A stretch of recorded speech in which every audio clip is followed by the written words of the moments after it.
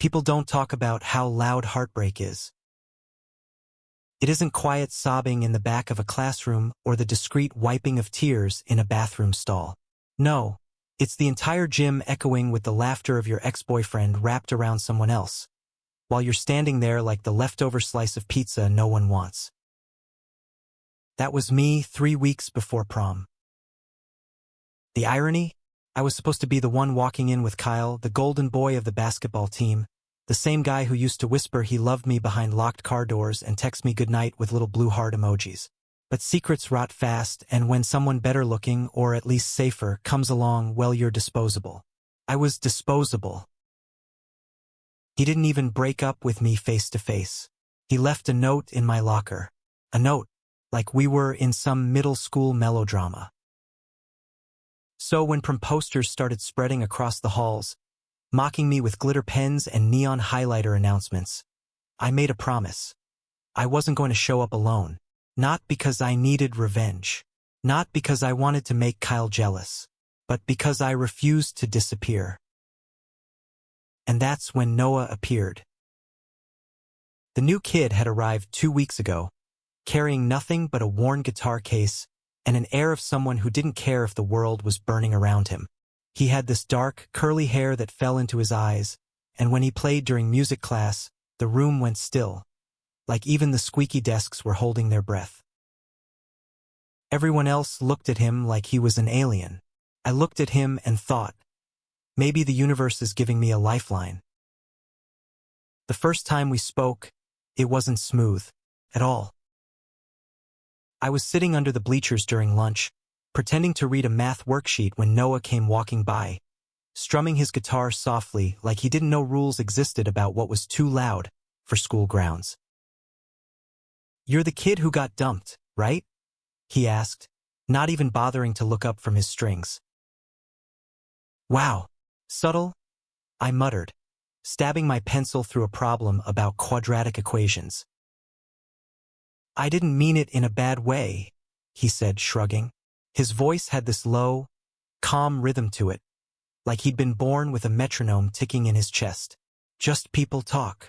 "Yeah, well, people suck," I shot back. He smirked, finally meeting my eyes. "Agreed." And just like that, the silence that usually sat heavy on me didn't feel so suffocating anymore. By the end of the week, I had decided. It wasn't a plan so much as a reckless impulse. Maybe it was the way Noah played guitar like he was confessing secrets through the strings. Maybe it was the fact that, unlike everyone else, he didn't look at me with pity. Or maybe I just wanted to rewrite the story, my story, that Kyle had tried to end with a pathetic note. So on Friday, while Noah was packing up his things after music class, I walked straight up to him and blurted it out. "Go to prom with me." His hands froze on the guitar case. Slowly, he turned to look at me, brows raised. "Is this a joke?" "No. Dead serious. You don't even know me." "Maybe that's the point," I said, feeling the heat crawl up my neck. "Everyone else here thinks they know me, and they've already decided who I am. You haven't." For a long moment, he just stared at me. The silence stretched so far I thought I'd snap under it. Then, finally, he gave the smallest, almost imperceptible nod. "All right, I'll go." It should have ended there. A simple agreement, 2 boys deciding to show up at prom together. But nothing in my life was ever that easy. Kyle found out. Of course he did. In a school like ours, rumors traveled faster than wildfire. And seeing me, the boy he tossed aside, planning to show up with someone like Noah, that was gasoline to his ego. He cornered me in the locker room after practice. His teammates were still out on the court, but I knew they'd hear if things got loud. "You're seriously taking him?" Kyle hissed, his perfect jaw clenched, his golden boy confidence cracking at the edges. "Why do you care?" I shot back, slamming my locker shut. "You dumped me, remember? You left me a note like a coward." His eyes darkened. "You think people are gonna let this slide? Him and you? At prom? You're setting yourself up to be a joke." Something inside me snapped then.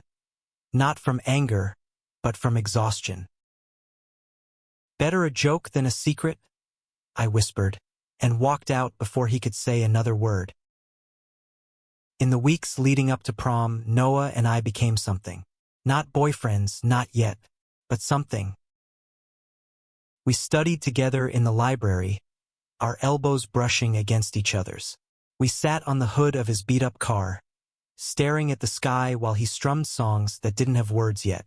And sometimes, when the air grew too still, our eyes would meet and linger a little too long, carrying promises we were both too scared to speak aloud. The night of prom arrived faster than I could process. I remember staring at my reflection in the mirror, adjusting the tie I borrowed from my older brother. My hands were shaking, not because of Kyle, not because of the whispers I knew were waiting, but because for the first time in a long time, I felt like I wasn't going to prom as someone's secret. I was going as me. And when Noah pulled up outside in his battered car, stepping out in a black tuxedo with his curls tamed just enough to look devastating, my heart nearly gave out. "You clean up nice," he said, smirking when he saw me. "You look like trouble," I replied, and he laughed, this warm, unguarded sound that I wanted to bottle up forever. The gym was a battlefield of lights and noise when we walked in. Streamers dangled from the ceiling, disco balls spun lazily, and the floor vibrated with bass. Heads turned instantly. Some whispered, some pointed, a few laughed. But Noah didn't flinch. He just leaned close enough for me to hear him over the music. "Let them look," he murmured. And I believed him.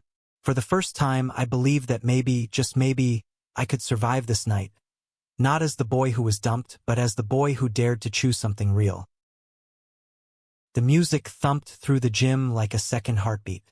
Lights flickered across the crowd, painting faces in bursts of blue and silver. Noah and I stood near the edge of the dance floor, still catching stares like arrows, but he looked untouchable. His posture was loose, his eyes steady, like this whole thing was just another performance. Me? I felt like I was walking through fire barefoot. Kyle was across the room, of course. He had his arm around Lisa Hayes, the cheerleader with the glossy blonde hair and a laugh sharp enough to cut glass. Every time Lisa leaned her head on his shoulder, Kyle's eyes flickered toward me. He wanted me to see. He wanted me to know I'd been replaced with someone who fit neatly into the box he lived in. "Don't look at him," Noah said softly, his voice nearly swallowed by the music. "He doesn't deserve your eyes." I blinked at him. That sounded like something out of a poem. "Maybe it is," he said with a crooked smile. "But it's true." And just like that, some of the heat under my skin cooled. We wandered toward the refreshment table, where bowls of neon-colored punch sat sweating under the lights. Noah poured himself a cup, took a sip, and made a face like he'd swallowed battery acid. "This is something." I laughed for the first time that night, a real laugh, the kind that made my chest ache in a good way. "Welcome to American high school traditions. It's basically sugar water with red food dye." "Figures." He set the cup down, eyes scanning the crowd. "So what's the deal with your ex? Anyway?" "He seems territorial." "That's a polite way of saying he's an egotistical jerk," I said, trying to keep my voice light. "We were a secret. He wanted me when it was convenient, but he never wanted to be seen with me. Guess I should have known better." Noah tilted his head, studying me in that way he did, like I was a song he was still trying to figure out the chords to. "You deserve better than being someone's secret." My throat tightened. "You really think so?" "I know so," he said, and it wasn't dramatic or forced, just simple, honest. The first slow song of the night started. The DJ's voice cracked through the speakers, announcing it like it was the most sacred moment in history. Couples drifted onto the floor, arms wrapping around each other, the energy of the room shifting from chaotic to tender. I froze. I hadn't thought this far ahead. It was one thing to walk into prom together. Another to stand here with all eyes on us while the music begged for closeness. Noah must have noticed the panic in my face, because he leaned down, his curls brushing my temple. "We don't have to," he whispered. But something in me, something stubborn, something desperate, rose up. For once, I didn't want to let fear dictate my life. "Yes," I said before I could talk myself out of it. "We do." I held out my hand, and for a second the world went quiet. Just a second. Then Noah's hand slipped into mine, warm and sure, and we walked onto the dance floor. The whispers hit like a wave. I felt them, even if I couldn't hear the words. Every glance, every giggle, every phone pulled out to snap a picture. It all pressed against me like heavy water. But Noah's arms slid around me, grounding me. His hand rested against the small of my back, his eyes locked on mine. "Forget them," he said. And when the music swelled, I did. We moved slowly, swaying to the rhythm. I wasn't a good dancer, not even close, but it didn't matter. Noah didn't laugh at my clumsy steps. He guided me gently, like we'd been doing this for years. At one point, I caught Kyle's eyes across the room. His jaw was clenched, his arm around Lisa tightening. But instead of shrinking under his glare, I held Noah's gaze and let Kyle see me smile. It was small, but it felt like rebellion. Halfway through the song, Noah leaned closer, his lips brushing my ear. "You know what's funny?" he murmured. "What?" "I think you were the one who saved me, not the other way around." I pulled back just enough to see his face. His eyes were serious now, stripped of their usual mischief. "When I transferred here, I thought it'd just be another stop on the road. Another place I'd pretend to fit until my mom decided to pack up and move again. But then you asked me, and for the first time, I feel like maybe this place could be more than a layover." The lump in my throat made it hard to speak. All I could manage was, "Noah." Before I could say more, the song ended. Applause scattered across the room, though whether it was for us or the song, I couldn't tell. What I did know was that something had shifted between us. Something fragile but real. We slipped outside for air, the gym too hot, too suffocating. The night was cool, the parking lot buzzing with the faint sound of crickets. String lights glowed along the sidewalk, casting everything in a soft, golden haze. For a moment it was just us. No whispers, no stares, just the quiet, the stars, and the distance between us shrinking with every second. "You did good in there," Noah said, shoving his hands into his pockets. "Did I? I thought I looked like I was about to throw up." He chuckled. "Maybe, but you stayed. You didn't run." "That's because of you," I admitted. Silence stretched between us, but it wasn't uncomfortable. It was heavy with things unsaid, with possibilities. I wanted to tell him I was terrified, that I'd never been brave like this before, that I wasn't sure if I could handle the storm waiting for me on Monday when everyone would talk. Instead, I just said, "Thank you." "For what?" "For saying yes." Noah's gaze softened. "Anytime." And then, before I could think twice, I leaned in. It wasn't a dramatic kiss. Not the kind in movies where fireworks go off and the soundtrack swells. It was soft, tentative, almost shy. But when his lips pressed against mine, I felt the whole world tilt. For the first time since Kyle's note, I didn't feel broken. I felt alive. Of course, life has a way of reminding you nothing stays perfect. The door to the gym slammed open, and laughter spilled out, followed by footsteps. "Kyle." He stopped dead when he saw us. His face twisted, shock first, then fury. What the hell do you think you're doing? He snapped, his voice sharp enough to cut through the night. My chest tightened. Old habits screamed at me to step back, to apologize, to make myself small. But Noah's hand found mine, squeezing tight, and I stayed where I was. I'm living my life, I said, my voice steadier than I felt. Kyle stalked closer, his eyes burning. With him? You think this is gonna end well for you? People already laugh behind your back. You're making yourself a freak show. Noah stepped forward, his shoulders squared. Back off. Kyle sneered. Or what?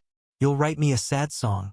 My stomach knotted, fear and rage tangling inside me.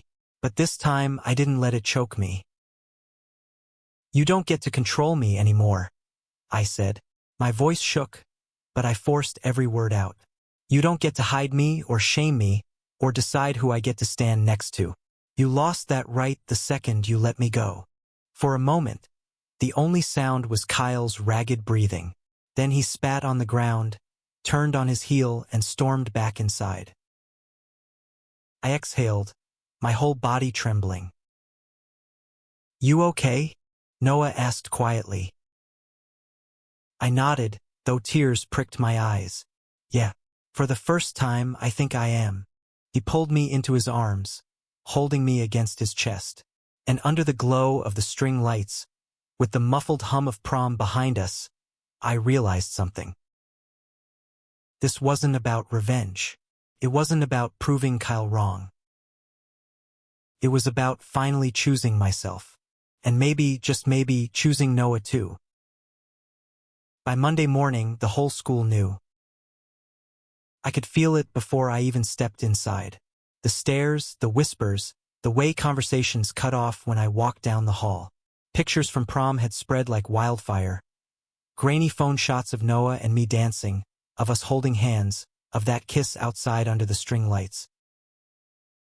Every secret I'd been forced to hide was out in the open now, splattered across social media with captions that ranged from mocking to cruel. Guess Kyle traded up. Didn't know he was into charity cases. Bold move for the new kid. It was like my life had been dumped into a blender, and everyone had a straw. When I reached my locker, a piece of paper was taped to it. At first, I thought it was another note, Kyle's cowardly signature move, but no. This one was worse. Faggot. The word was scrawled in thick black marker, letters jagged and angry. For a second, the world tilted. My stomach lurched, my throat tightened, and I just stood there, staring at it like maybe if I blinked enough times it would disappear. But it didn't. I felt a hand on my shoulder. Noah. His eyes flicked over the word, his jaw tightening. Without saying a word, he ripped the paper down, crumpled it, and shoved it into his pocket. Don't give them the satisfaction, he murmured. I wanted to believe him. I wanted to believe that one piece of paper didn't define me. But the truth was, it did. It always had. The day dragged. Teachers pretended not to notice the snickers, the way kids glanced at me and whispered. In gym, someone accidentally threw a basketball at my head hard enough to make my ears ring. In the cafeteria, when Noah and I sat together, a chorus of fake coughs and gagging sounds followed us. Kyle watched it all from his table, Lisa glued to his side, but he never joined in. He didn't have to. His silence was permission enough. By the time the final bell rang, I was exhausted. We walked out to the parking lot together, the late afternoon sun casting long shadows. Noah leaned against his car, arms crossed, eyes narrowed. You okay? He asked. I laughed bitterly. Do I look okay? No, he said simply. But you look strong. I shook my head. I don't feel strong. I feel like I'm drowning. He pushed off the car, stepping closer. Then let me be your air. The words hit me like a punch. Unexpected, raw, too honest. For a moment, I couldn't breathe at all. Noah, I whispered. He reached up, brushing a strand of hair from my face. Don't let them take this from you. From us. They want you to fold. Don't give them what they want. And just like that, the knot in my chest loosened a little. That night I couldn't sleep. Every time I closed my eyes, I saw the word taped to my locker. I heard the laughter, the coughs, the whispers. So I texted Noah. Me. Can you come over? Noah, be there in 10. When he showed up, he didn't knock. He just climbed through my bedroom window like he'd done it 100 times, even though it was the first.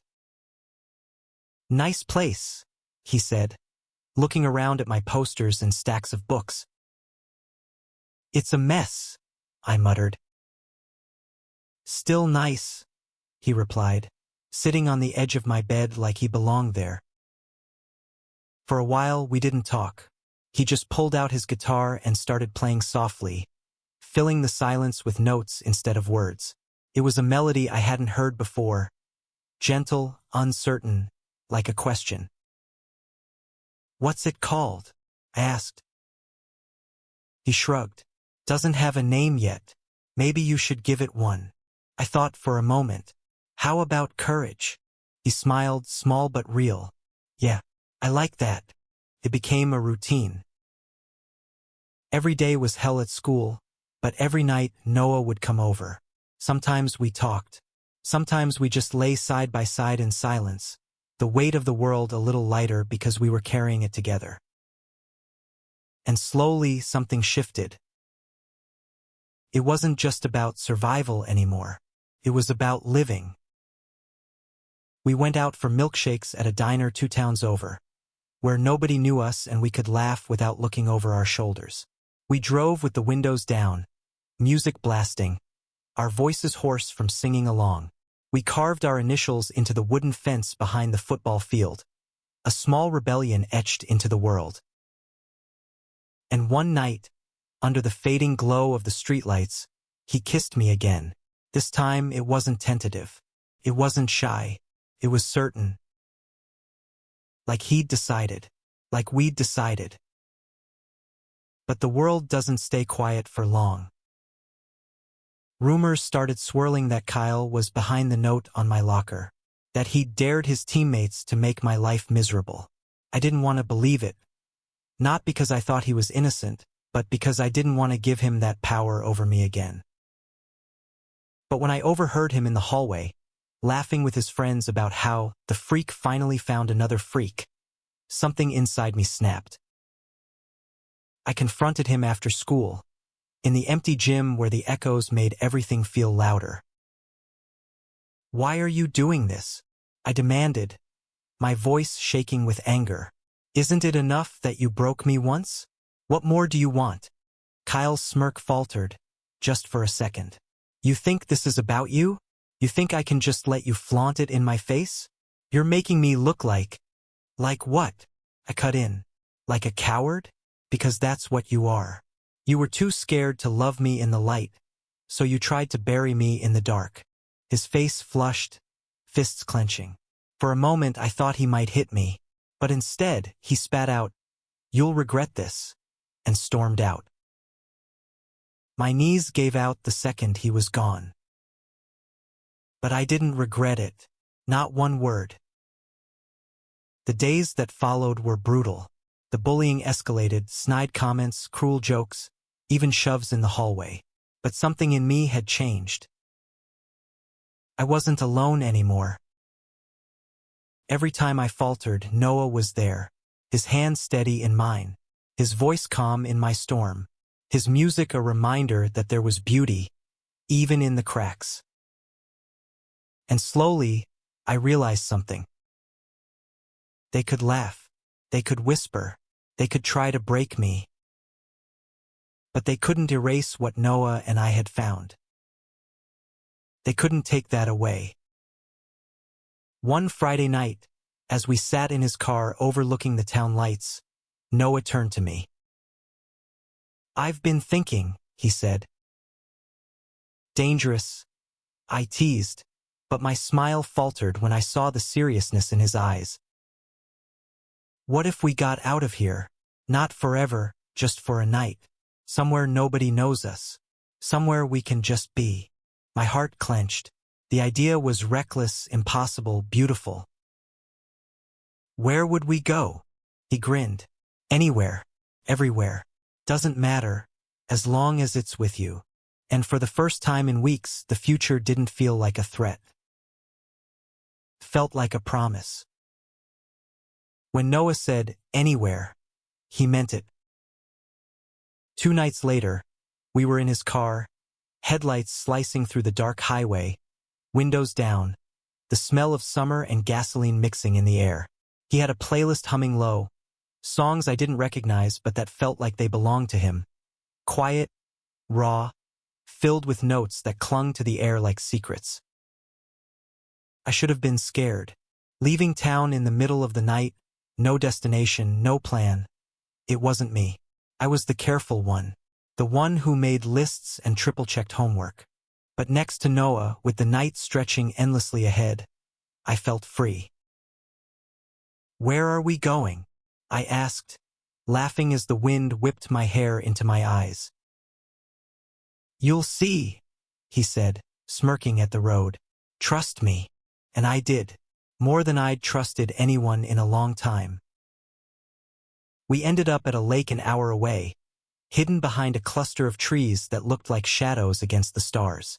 The water shimmered under the moonlight, silver ripples stretching into the distance.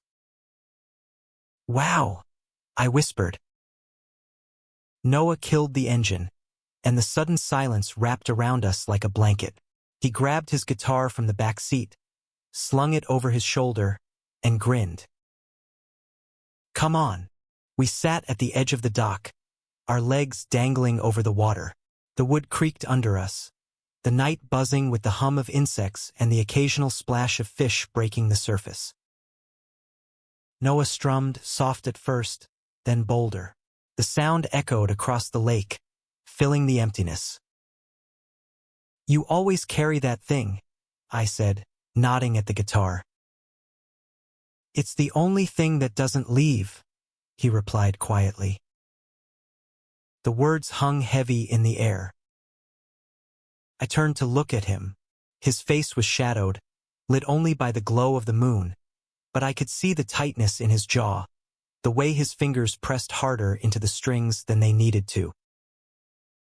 Noah, I said softly, what do you mean? He sighed, letting the strings fade into silence.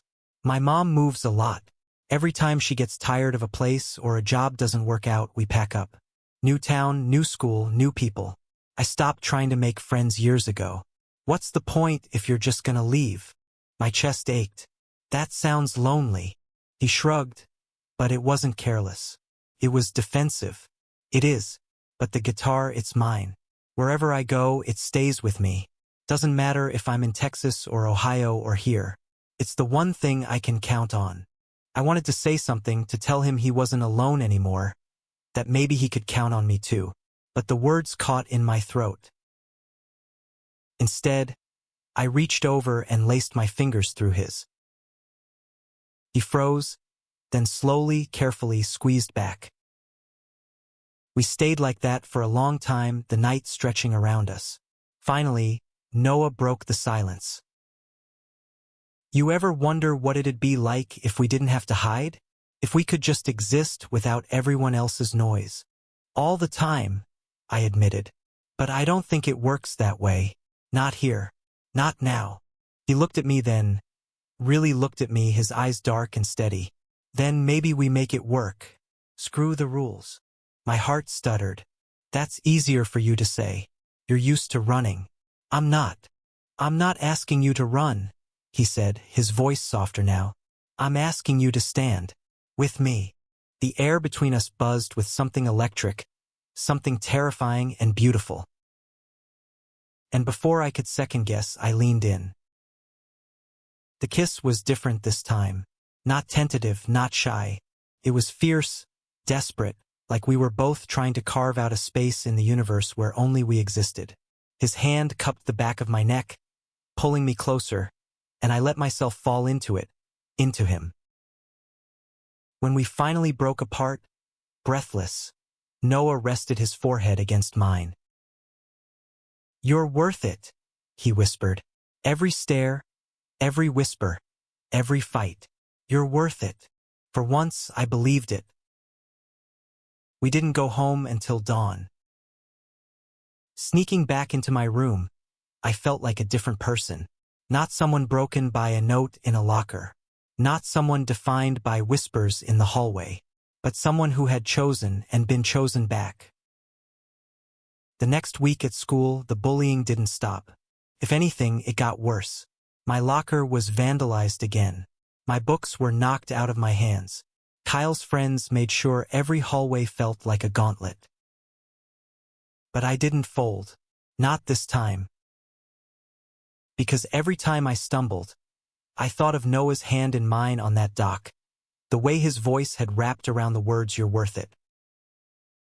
And I stood taller. One afternoon, as we were leaving school, a teacher stopped us. Mr. Harris, the choir director. He was one of the few who hadn't treated us differently since prom. "I heard about some of the difficulties you've been having," he said carefully. "And I also heard you've got some serious talent, Noah. The spring showcase is coming up. I'd like you both to perform." My eyes widened. "Both?" Mr. Harris smiled. "Yes, a duet. I think it's time the school saw something real." I opened my mouth to protest, but Noah cut in. "We'll do it," he said firmly. After Mr. Harris walked away, I turned to him, panicked. "Are you insane? Standing on that stage in front of everyone? They'll eat us alive." "Or," Noah countered, "we show them we're not ashamed. We take back the narrative." My stomach churned, but his conviction was a fire I couldn't ignore. "Okay," I whispered. "We'll do it." Practicing with Noah was both exhilarating and terrifying. His voice was raw and unpolished, but it carried emotion like no one else's. When we blended our voices together, something clicked. Late nights in the music room, fingers brushing on piano keys, laughter spilling between verses. It was more than practice. It was healing. It was us. But word got out fast. By the following week, whispers about the gay duet spread across the school. Some people snickered. Others rolled their eyes. A few looked curious. Kyle looked furious. One afternoon, he cornered me again, this time in the library. "You really think this is smart?" he hissed. "Putting yourself on display like that? You're just making it worse." I met his glare, my voice steady. "Maybe I'm done hiding. Maybe you should be too." For the first time, his mask cracked. Just for a second. His eyes softened, conflicted, before he turned and stormed out. I watched him go, heart pounding, realizing something important. Kyle wasn't just angry. He was scared. And maybe, deep down, he was scared of himself. The night of the showcase arrived. The auditorium buzzed with students, parents, teachers. My palms were slick, my throat dry. Backstage, I felt like I was going to throw up. Noah noticed, of course. He always noticed. "Hey," he said, taking my hands. "Look at me." I did. "You're not alone," he whispered. "We walk out there together. We sing together. No matter what happens, we're in this. Deal?" I nodded, breath shaky. "Deal." The curtain rose. The lights blinded us. The audience blurred into shadows. And then the first note left Noah's lips, strong and steady, and everything else fell away. We sang like the world was on fire and we were the only ones left to put it out. The song was about love that refuses to hide, about finding courage in the wreckage. My voice wavered at first, but Noah's steadiness pulled me through. By the final chorus, our voices rose together, defiant, unashamed. When the last note faded, silence hung in the air. A long, breathless pause. Then applause. It wasn't everyone. Some clapped reluctantly. Some didn't clap at all. But enough did. Enough to make my chest ache with something like hope. We bowed, hands clasped tight, and for the first time I didn't care who saw. Backstage, my heart still racing, I turned to Noah. "We did it," I whispered. He grinned, pulling me into a hug. "Told you we would." And in that moment, with the sound of applause still echoing in my ears, I realized something. This wasn't the end of the fight. There would still be whispers, still be hate. But it didn't matter. Because we'd shown them, and ourselves, that we weren't broken. We were unbreakable. Thank you for listening. If you find it interesting, please like and subscribe to follow the next stories.